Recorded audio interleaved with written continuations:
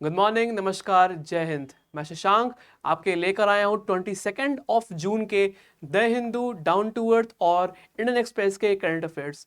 So I welcome you all to our YouTube channel which is Swami Vivekananda institute. So let's get started. ये हमारा topic आता है आज का डाउन टू अर्थ से। डाउन टू अर्थ, जैसा कि आप और मैं जानते हैं कि साइंस एंड टेक और एनवायरनमेंट के लिए मैगजीन आती है जो कि बहुत ही इंपॉर्टेंट है एग्जाम पर्सपेक्टिव से। ठीक है। सो ऑलिव रिडले टर्टल्स, हम पहले तो इसके बारे में जानना चाहेंगे कि ये टर्टल है क्या। ठीक है। सो ये जो टर्टल है ये सबसे स्मॉलेस्ट और मोस्ट अबंडेंट स्पीशीज है किसी भी टर्टल की। ठीक है। सो पहली चीज ये निकल के आती है कि this is the smallest and most abundant species on the planet. दूसरा, ये जो टर्टल्स हैं ये कार्निवोरस होते हैं, पता होना चाहिए, क्योंकि और इनका जो नेम है वो डिराइव किया गया है ऑलिव कलर्ड का जो इनका कैरपेकेस होता है, मतलब कि जो इनका ऊपर का जो होता है हिस्सा। ठीक है। जो इनका ऊपर का जो हिस्सा होता है, सो ये जो होता है ना हिस्सा इन लोगों का, ये आपका ऑलिव ग्रीन यहाँ पे कलर का होता है। ठीक है। सो ये आपका टर्टल है, ऐसे मतलब कुछ होता है। ठीक है। ड्राइंग उतनी अच्छी नहीं है मेरी। सो ऐसे कुछ होता है ये। They are best known for their unique mass nesting. Mass nesting का मतलब क्या होता है कि जब फीमेल्स बहुत सारी आके एक कोस्टल एरिया में, यहाँ पे उड़ीसा की बात हो रही है, सो कोस्टल एरिया में आके जब वहाँ पे लेग्स को ले करती हैं, सो उसको बोलते हैं मास नेस्टिंग। ठीक है। और इसका एक टर्म होता है पर्टिकुलर, सो वो टर्म है एरी बड़ा, विच इज योर एरी बड़ा। सो एरी बड़ा प्रोसेस है जहां पे कि मास नेस्टिंग की जाती है by these olive ridley turtles, जहां पे कि thousands of females olive ridley turtles आती हैं बीच पर हर साल और वो अंडे देती हैं। They are found in warm waters, ये भी इंपॉर्टेंट पॉइंट है इसका। जो ऑलिव रिडले टर्टल्स हैं ये गर्म पानी में पाए जाते हैं of the Pacific, Atlantic and Indian oceans. अब आपसे क्वेश्चन पूछा जा सकता है कि क्या ऑलिव रिडले टर्टल्स जो हैं वो सिर्फ इंडियन ओशन में पाए जाते हैं? सो ऐसा नहीं है, वो Pacific as well as Atlantic ocean में भी पाए जाते हैं। अगर ओडिशा की बात करूं, सो गहिरमथा मेरीन सेंचुरी जो है ये सबसे ज़्यादा वर्ल्ड की फेमस और वर्ल्ड की लार्जेस्ट रुकरी है, मतलब कि यहाँ पे बहुत सारे सी टर्टल्स पाए जाते हैं। ये मात्र ऐसी एक पूरे वर्ल्ड में मेरीन सेंचुरी है। वर्ल्ड की बात हो रही है, सो ये बहुत इंपॉर्टेंट हो गया। अगर इसके स्टेटस की बात की जाए, मतलब इसके प्रोटेक्शन की बात की जाए, सो this is protected under the wild life protection act of 1972 under the scheduled 1, और IUCN के रेड लिस्ट में ये वल्नरेबल में आता है। और अगर साइट्स की बात करूं, ठीक है, which is convention of international trade in extant species, so यहाँ पे अपेंडिक्स 1 में ये आता है। इतना क्लियर है? ठीक है, नोट इट डाउन, फिर हम लोग आगे बढ़ते हैं।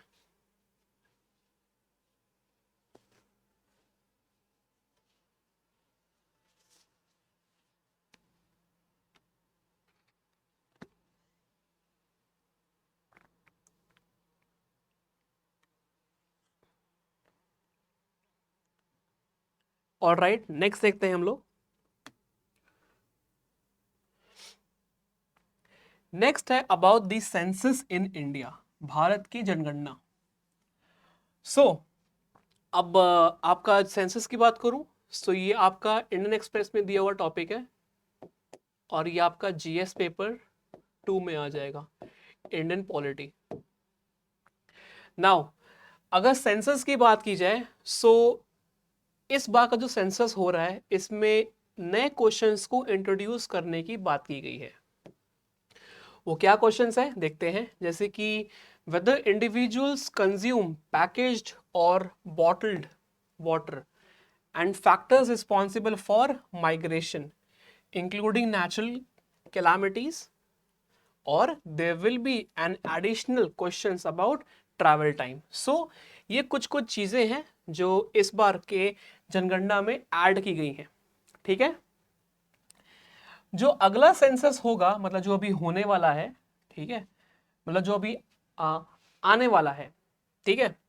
सो ये पहला डिजिटल सेंसस होने वाला है, ये इंडिया का सबसे पहला डिजिटल सेंसस होने वाला है, allowing respondents to fill the questionnaire from their homes. घर बैठ के ही उन लोगों को अपने क्वेश्चंस का आंसर देना होगा। और सेंसस की बात की जाए, सो जो भी डेटा है सेंसस में, जो भी आप लोग इसमें क्वेश्चनएयर को फिल करने वाले हैं, या आप लोगों ने किया भी होगा, सो ये बहुत ज़्यादा डेटा कॉन्फिडेंशियल होता है। और हम लोग जानते हैं कि यहाँ पे कॉन्फिडेंशियलिटी की बात हो रही है, सो हम लोग को मालूम होना चाहिए कि यहाँ पे राइट टू प्राइवेसी की बात हो रही है। राइट टू प्राइवेसी जो है ये फंडामेंटल राइट में आता है, फंडामेंटल राइट में आता है। ऐसा मैं नहीं कह रहा हूं, ऐसा honourable Supreme Court of India ने कहा है in its judgement of K S. Puttaswamy case. So जो के.एस. पुट्टास्वामी केस हुआ था वर्सेस यूनियन ऑफ इंडिया, वहां पे साफ साफ ये चीज कही गई थी कि जो राइट टू प्राइवेसी है वो फंडामेंटल राइट में आता है। Now from 1881 until 2001 India consistently conducted decadal censuses, मतलब 10 साल में एक बार तो यहां पे सेंसस होता ही था। अब जो इंफॉर्मेशन रिकॉर्ड की जा रही है इस सेंसस में, ये इतना ज्यादा प्राइवेट है, ये इतना ज्यादा कॉन्फिडेंशियल है कि पब्लिक तो दूर की बात है, यहां पे लीगल सिस्टम भी इसको एक्सेस नहीं कर सकती है। मतलब इतना ज्यादा ये इंपॉर्टेंट है, इतना ज्यादा ये क्रूशियल है कि यहां पे court of law unless it is required ये एक्सेस नहीं कर सकती है, ठीक है। According to the article 246 of the Indian constitution, the census of the population is a union subject. मतलब यहां पे स्टेट कोई भी अमेंडमेंट नहीं कर सकता, this is purely a union matter. It is stated in the 7th schedule of the Indian constitution, ये 7वीं सूची में यहां पर रखा गया है। In India census activities were first conducted under the Mauryan dynasty, ये भी इंपॉर्टेंट फैक्ट है एग्जाम पर्सपेक्टिव से related, which is your Mauryan dynasty. So Mauryan साम्राज्य जो था वहां पे सबसे पहला सेंसस देखा गया था, और उसी को देखते हुए ये चीज आगे आ रही है, ठीक है। आगे देखते हैं हम लोग। नेक्स्ट है अबाउट डिफरेंस। डिफरेंस पता होना चाहिए कि नेशनल पॉपुलेशन रजिस्टर और सेंसस के बीच में क्या फर्क है। दोनों के बीच में बहुत ही माइन्यूट सा फर्क है, लेकिन हाँ फर्क है। सो अगर एनपीआर की बात की जाए, एनपीआर की बात की जाए, सो इसका जो लीगल ओरिजिन है, जो इसकी जड़ है, वो कहां से आ रही है, वो आ रही है फ्रॉम सिटीजनशिप रूल्स ऑफ 2003। ये पता होना चाहिए पहली बात तो। दूसरी चीज ये, इसका पर्पस क्या है, इसका पर्पस ये है बेसिकली कि यहां पे इंडियन सिटीजन्स को यहां पे रिकॉग्नाइज करना, to recognise the Indian citizens, is to retrieve information about Indian citizens। जहां पे कि सेंसस में क्या होता है कि सेंसस में ऑलरेडी हम डेटा उन्हीं का लेते हैं जो इंडियंस होते हैं, बट एनपीआर में क्या होता है, एनपीआर बेसिकली फिल्टर आउट करता है from the people who are not the Indian origin and with them with are the Indian origin. It was first compiled in 2010 and non-disclosure of the data is punishable offense under unlike census. Now, NPR में क्या होता है, unlike census, just like census that it was not allowed to share any of the private confidential data, but in NPR, which is your national population register, यहां पे data को share करना ही होगा। अगर नहीं करेंगे तो यहां पे क्या होगा, इट इज पनिशेबल ऑफेंस। तभी तो हमें मालूम होना चाहिए कि कौन इंडियन है कौन इंडियन नहीं है। ठीक है, ये जो प्रोसेस है एनपीआर का, इसका मेन मोटिव क्या है, to identify who are Indians and who are not. So ये तो यहाँ पे पब्लिकली डिस्कोर्स यहाँ पे होना ही चाहिए। ठीक है, इतना क्लियर है। नेक्स्ट देखते हैं, नेक्स्ट क्या है मैं न्यूज आज की देखते हैं। Next is about the national capital territory of Delhi amendment ordinance 2023। So ये यहाँ पे ऑर्डिनेंस लाया गया है। आई एम श्योर ये न्यूज बहुत दिन से चली आ रही है। ठीक है, सो ये आपका इंडियन एक्सप्रेस में दिया है, ये जीएस पेपर 2 में आ जाएगा। सबसे पहले हम देखते हैं इसके हाइलाइट्स क्या हैं about the national capital territory of Delhi amendment ordinance 2023। ध्यान दीजिएगा, ये एक्ट नहीं है, ऑर्डिनेंस है। मैं भी आता हूं कि एक्ट वर्सेस ऑर्डिनेंस में क्या फर्क है। ठीक है, अभी देखते हैं इस चीज को। Creation of national capital civil service authority NCCSA, ये जो है ये यूनिट हेड की जाएगी by chief minister of Delhi along with the chief secretary and principal home secretary of New Delhi being other two members। इतना क्लियर है। ये सब चीजें कहां लिखी गई हैं, ये सब चीज लिखी गई हैं आपकी NCTD अमेंडमेंट ऑर्डिनेंस ऑफ 2023 में।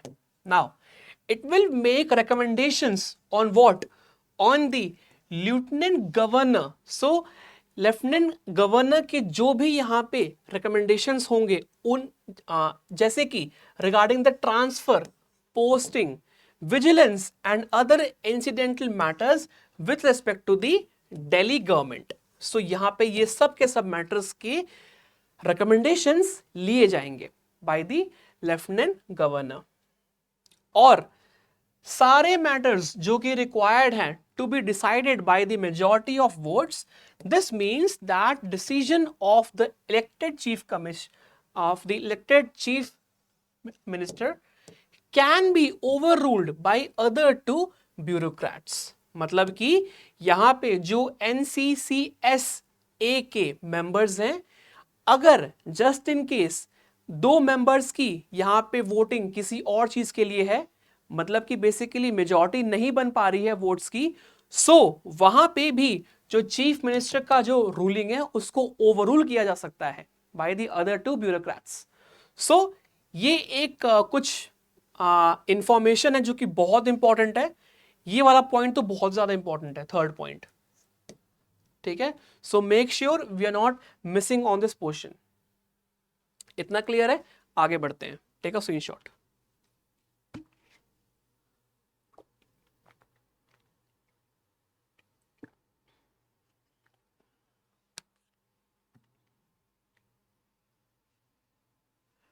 Alright, देखते हैं नेक्स्ट।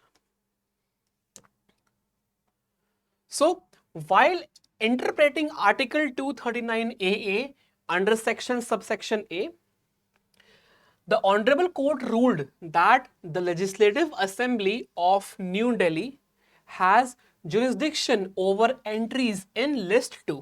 List 2 मतलब कि यहाँ पे स्टेट लिस्ट की बात हो रही है, about the state list। ठीक है, एंड स्टेट लिस्ट 3, लिस्ट 3 जो कि है concurrent list, about the concurrent list. अब लिस्ट 2 में यहां पे कुछ कुछ चीजें हैं, जैसे कि पब्लिक हो गया, पब्लिक ऑर्डर हो गया, पुलिस हो गया और लैंड हो गया। इन 3 चीजों को छोड़ के गवर्नमेंट ऑफ दिल्ली इन चीजों को छोड़ के सब किसी के ऊपर लॉस बना सकती है। मतलब कि इन 3 टॉपिक्स के ऊपर अभी भी सेंट्रल गवर्नमेंट का यहाँ पे रूलिंग होगा। ठीक है, इतना क्लियर है। नेक्स्ट देखते हैं, the union of India has executive power only over these 3 entries. क्या क्या थे? पुलिस, पब्लिक ऑर्डर और land. Which the national capital territory of Delhi does not have the legislative competence। ठीक है, सो ये कुछ चीजें हैं जो कि मालूम होनी चाहिए कि कौन से लिस्ट में किन किन चीजों को रखा गया है और एनसीटीडी किन किन चीजों पे रूल्स और लॉज नहीं बना सकती है। आगे देखते हैं, नोट कीजिएगा पहले।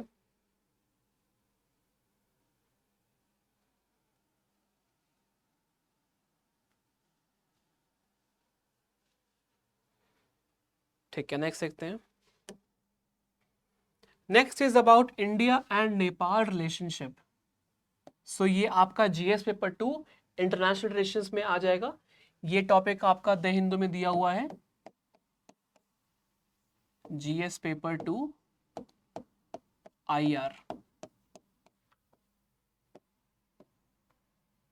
ठीक है, देखते हैं।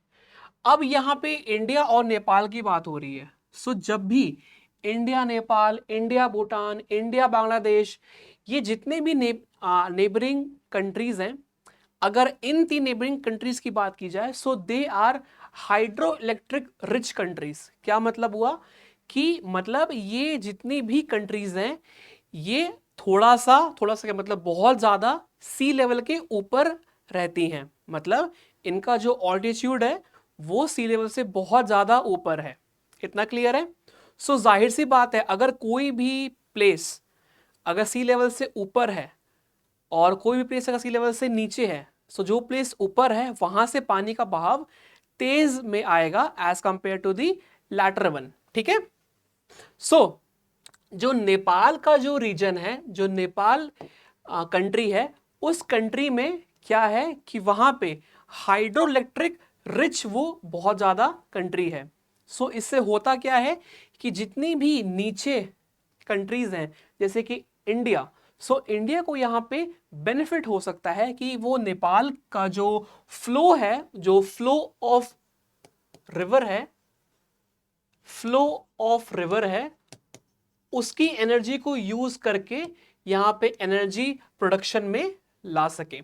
सो इसी चीज को देखते हुए कोई यहां पे कुछ कुछ डील्स को साइन किया गया है, which are called as memorandum of understandings, MOU बोलते हैं उसको, मेमोरेंडम ऑफ अंडरस्टैंडिंग्स। ठीक है, now India and Nepal have a power exchange agreement. और ये कब से आ रहा है? ये 1971 से चला आ रहा है। For meeting the power requirements in the border areas. Border areas मतलब कि नेपाल से लग के जितने भी बॉर्डर्स हैं, फॉर एग्जांपल उत्तराखंड, बिहार, ठीक है, फिर यूपी, सो ये जितने भी स्टेट्स हैं ये सारे के सारे क्या हैं? नेपाल से लगकर हैं। सो यहां पे इन सारे स्टेट्स को एक तरह से एनर्जी देने का काम यहां पे नेपाल कर सकता है। सो जो पावर एक्सचेंज एग्रीमेंट है ये बहुत इंपॉर्टेंट हो गया है। इसी को देखते हुए एक रीजन है जिसको बोलते हैं सोलू कॉरिडोर। ये 90 किलोमीटर का कॉरिडोर है जहां पे कि 132 किलोवाट की पावर ट्रांसमिशन लाइन को बिछाया गया है और इसकी कीमत क्या है? कम से कम 200 करोड़ रुपए। So at the cost of 200 crore of rupees, this corridor has been laid out. और ये बना है under the Indian line of credit. और द लाइन, ये जो सोलू कॉरिडोर की लाइन है, this will bring electricity to several remote districts in the north eastern Nepal by connecting them to the country's national grid. ठीक है, इसी के साथ साथ इंडिया नेपाल की बात हो रही है, सो हम लोग को मालूम होना चाहिए कि जो शारदा रिवर है या जिसको महाकाली रिवर भी कहा जाता है। ये एक तरह से काली गंगा भी इसको कहते हैं। ठीक है, ये उत्तराखंड से आती है। ठीक है, in Uttarakhand where the river demarcates Nepal's western border with India. So ये एकमात्र ऐसी रिवर है जो इंटरनेशनल बाउंड्री को डिमार्केट करती है in the western region of Nepal. The boundary was established by the 1816 Sugauli treaty, most important treaty. So अगर क्वेश्चन में आए कि जो सुगौली ट्रीटी है, सुगौली ट्रीटी है वो किस चीज से रिलेटेड है? सो ये सुगौली ट्रीटी जो है ये बेसिकली क्या है, ये आपका border between Nepal and India से लिंक्ड है, नेपाल एंड इंडिया। ठीक है, और ये 1816 से चला आ रहा है। ठीक है, इतना क्लियर है? टेक अ स्क्रीनशॉट, फिर आगे बढ़ते हैं।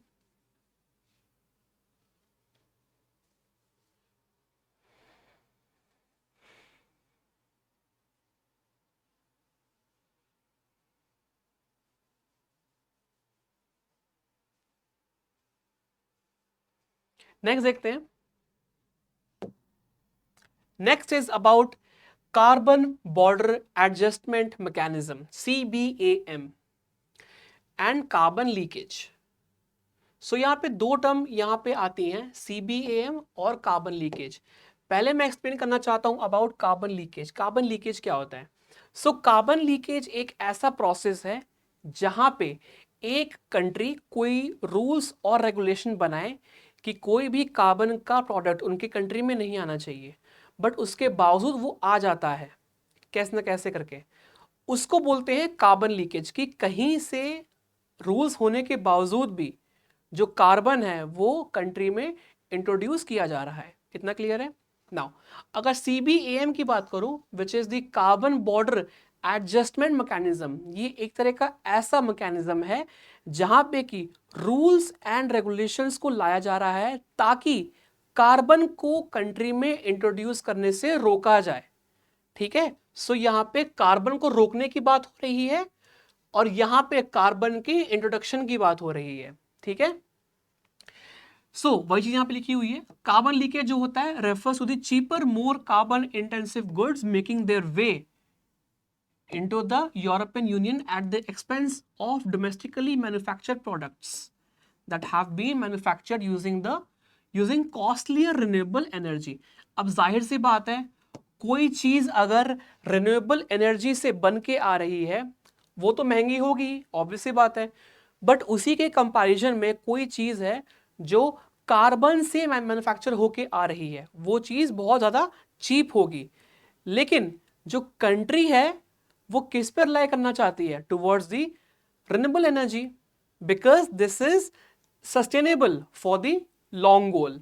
ठीक है, सो यही रीजन है यहां पे कार्बन लीकेज के ऊपर बहुत ज्यादा ध्यान दिया जा रहा है। अब अगर इंडिया की बात की जाए, so Indian manufacturers have raised concerns that the tax will mean a 2035% इतना ज्यादा percent of tariff on India's export of steel, aluminium and cement. ये क्यों मैंने कहा? स्टील, एल्युमिनियम एंड सीमेंट ये तीन ऐसे ये प्रोडक्ट्स हैं जहां पे कि कार्बन का यूज होता है। मतलब क्या हुआ, इन प्रोडक्ट्स में कार्बन को यूज किया जाता है। ठीक है, और इसी वजह से यहां पे इंडिया ने अपना कंसर्न दिखाया है कि अगर यूरोपियन यूनियन ने यहाँ पे टैक्स को यहाँ पे लेवी किया, सो ये चीज इंडिया के लिए बहुत ज्यादा कंसर्न वाली हो जाएगी। ठीक है, सो यहाँ पे न्यूज दी हुई है, European Union official seeks to allay India's concerns on the carbon tax. So ये पूरी कहानी है अबाउट द कार्बन टैक्स। क्या है कार्बन टैक्स? आगे देखते हैं, नोट डाउन।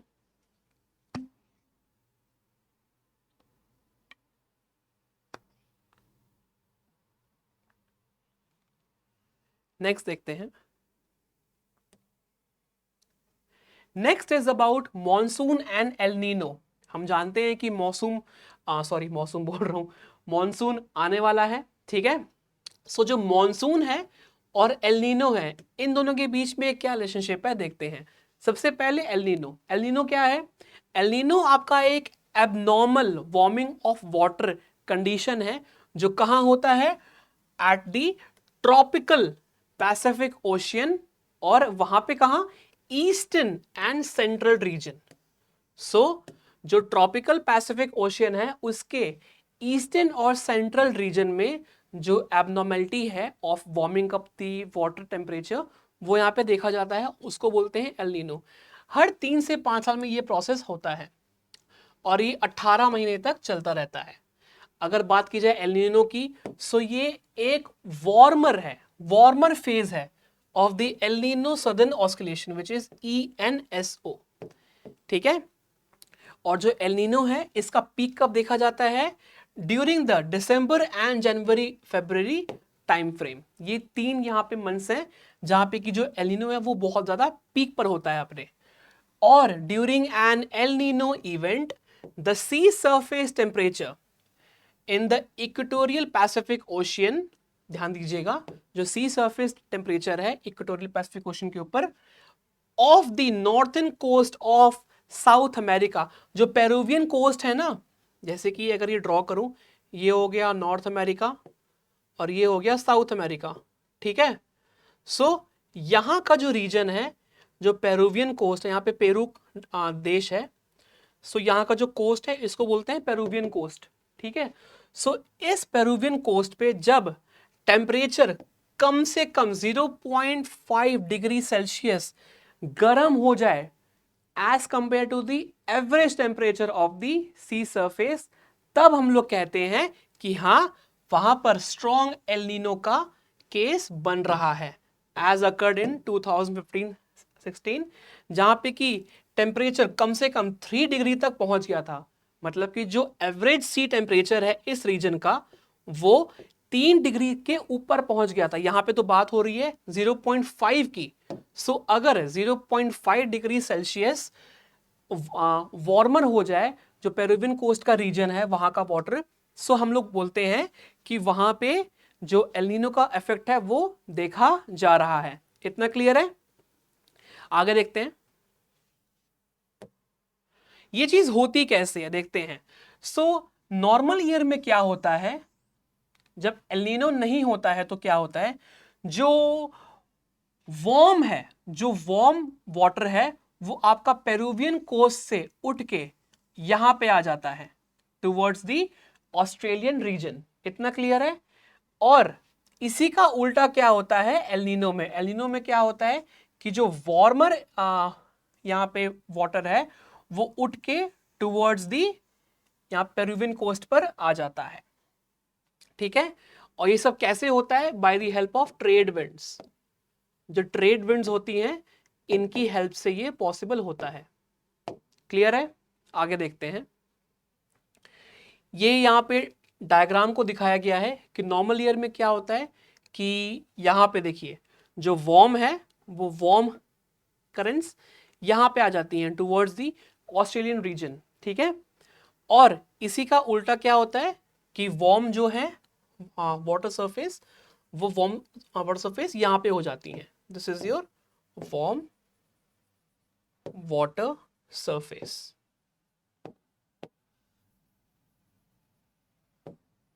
ठीक है। आगे देखते हैं। जो स्ट्रॉन्ग एल नीनो इवेंट्स हैं आर नॉट, यहां पे नॉट का यूज किया गया है, ध्यान दीजिएगा, are not always associated with drought. So El Nino का मतलब हमेशा सूखापन नहीं होता है, ये बात पता होनी चाहिए, ठीक है। ड्रॉट के लिए और भी यहां पे रीजंस इन्वॉल्व है।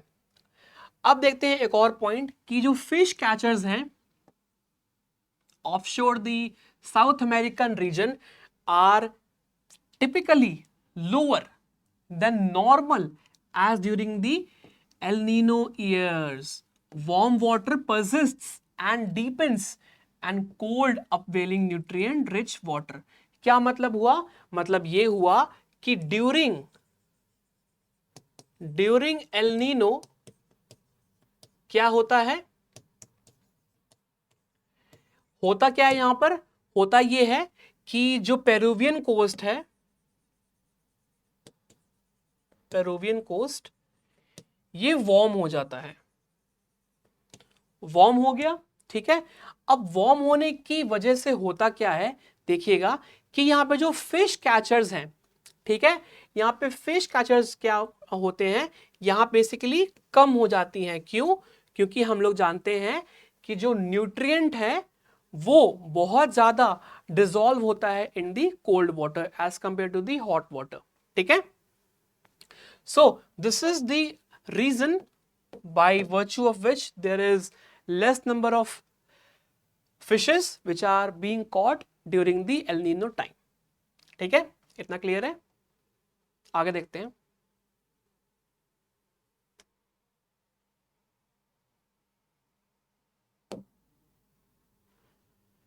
phonons to be used for quantum computing। सो यहां पे ये आपका टॉपिक आ जाता है द हिंदू से, ये आपका आ जाएगा GS paper 3 science and tech. देखते हैं न्यूज क्या है। सो अबाउट फोनॉन्स, फोनॉन्स क्या है, क्योंकि ये टॉपिक न्यूज में है, सो हम लोग को मालूम होना चाहिए। फोनॉन्स बेसिकली एक पैकेट ऑफ वाइब्रेशनल एनर्जीज हैं। These are the packet of vibrational energies जो कि कंसिडर किया जाता है in the quantum system of sound, ठीक है, as a quantum system of sound. और ये जो फोनॉन्स हैं ये बिल्कुल सेम होते हैं which are packets of light energy, ठीक है। सो ये वही फोनॉन्स हैं जो कि फोटॉन्स भी इनको कहते हैं। और फोटॉन्स क्या होते हैं, these are the minute light particles, ठीक है। फोनॉन्स can potentially serve as units of information in quantum computing which is qubits. सो जो प्रोसेसिंग होती है क्वांटम कंप्यूटिंग में जिसको हम लोग क्यूबिट्स बोलते हैं, वहां पे फोनॉन्स का यूज किया जाता है in order to increase the processing speed and in order to enhance the quantum computing process, ठीक है, इतना क्लियर है। आई होप आपको आज की वीडियो अच्छी लगी होगी, और अगर अच्छी लगी है सो गिव अ वीडियो, ठीक है, give a like, share and I hope अच्छा लगा होगा। So keep on studying, keep on revising. तब तक के लिए जय हिंद एंड टेक केयर।